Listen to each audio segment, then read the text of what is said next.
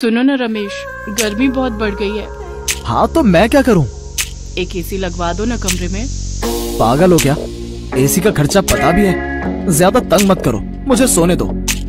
रमेश सो गया। गर्मी के मारे पायल को नींद नहीं आई। वो जगी रही और उसे छत पर किसी के पैरों की आवाज सुनाई दी।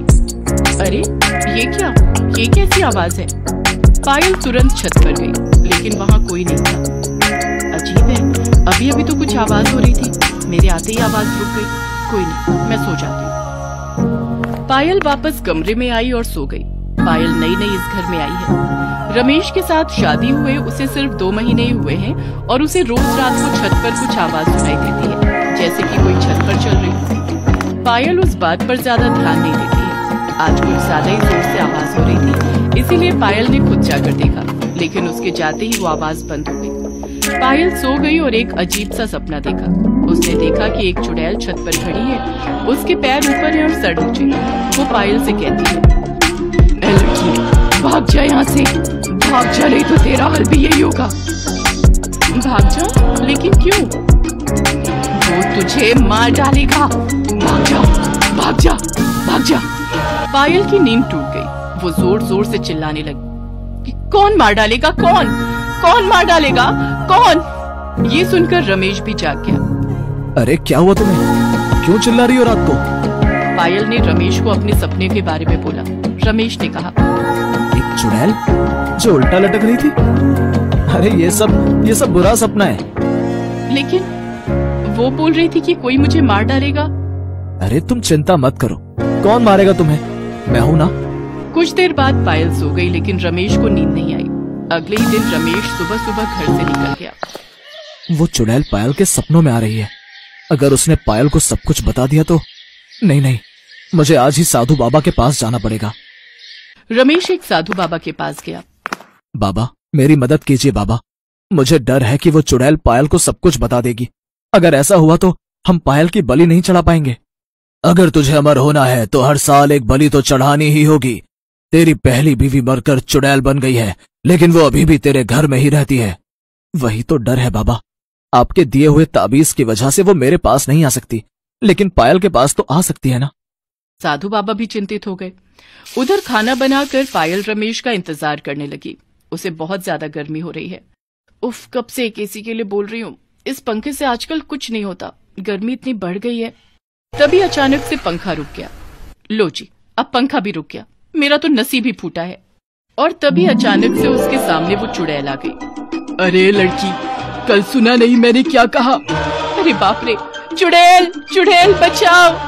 डर मत, मैं तुझे कुछ नहीं करूंगी। करेगा तो वो। कौन क्या करेगा? तेरा पति तुझे मार डालेगा। मेरा पति रमेश? वो क्यों मुझे मारेगा? अमर होने के लिए। उसे अमर होने का शौक है, इसीलिए उसने मुझे भी मार डाला था। मैं उसकी पहली बीवी हूँ। नहीं, ये नहीं हो सकता। मेरा रमेश ऐसा नहीं कर सकता। तुम झूठ बोल रही हो। मैं उसकी इकलौती बीवी हूँ। पागल लड़की, आज वो एक साधु के पास गया है। उसी साधु के साथ मिलकर उसने मुझे मारा था। अरे वो आ गया। वो चुड़ैल अचानक से गायब हो गई और पंखा भी चालू हो गया। और तभी रमेश कमरे के अंदर घुसा। उसके साथ वो साधु बाबा भी अंदर आया। पायल, क्या हुआ? सब कुछ ठीक तो है ना? हाँ, सब कुछ ठीक है। पायल ने अपने ही मन में सोचा, वो चुड़ैल तो एक साधु बाबा के बारे में बात कर रही थी, तो क्या यही है वो साधु? तो क्या वो चुड़ैल सच बोल रही है? साधु बाबा ने पायल से कहा, रमेश कह रहा था कि तुम बुरे सपने देख रही हो। ये लो ताबीज, इसे पहनने से वो चुड़ैल कभी तुम्हारे आसपास भी नहीं आएगी। धन्यवाद साधु बाबा।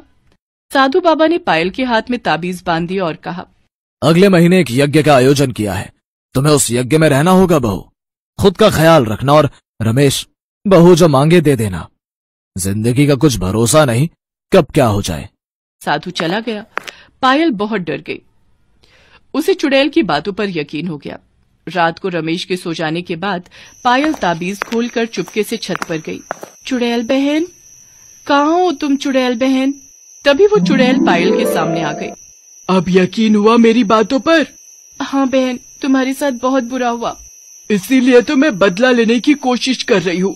लेकिन उस कमबख्त के हाथ पर ताबीज बंधा हुआ है, उस साधु के हाथ पर भी बंधा हुआ है। इसी लिए मैं खुद कुछ नहीं कर पाती।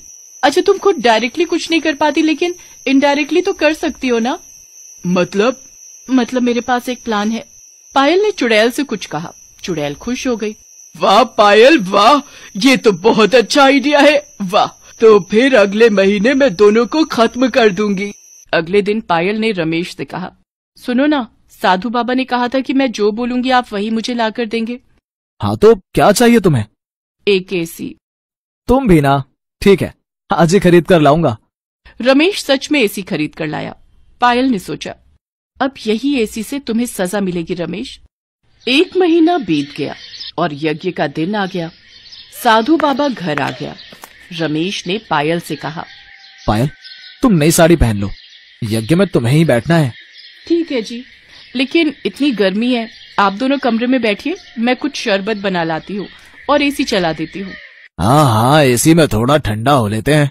दोनों बैठ गए। पायल ने एसी चला दिया और वो कमरे से चली गई। उसने दरवाजा बाहर से बंद कर दिया। वो चुड़ैल उसके सामने आई। अब होगा कमाल। चुड़ैल ने बाहर से जादू किया, उसमें से बहुत ठंडी हवा निकलने लगी। कुछ ज्यादा ही ठंड नहीं लग रही है, कुछ तो गड़बड़ है। बाहर जाने के लिए रमेश दरवाजे के पास गया, लेकिन दरवाजा बाहर से बंद था। पायल, ये क्या मजाक है? दरवाजा खोलो। नहीं खोलूंगी, तुम दोनों को आज सजा मिलकर रहेगी। दोनों ठंड में कांपने लगे और वो दोनों बर्फ की मूर्तियों में बदल गए और फिर थोड़ी ही देर में बर्फ की मूर्तियां टूटकर बिखर गईं। पायल की जान बच गई और चुड़ैल को बदला भी मिल गया। इसके बाद से पायल और चुड़ैल उसी घर में खुशी खुशी रहने लगी। Please like and subscribe my channel. Thank you.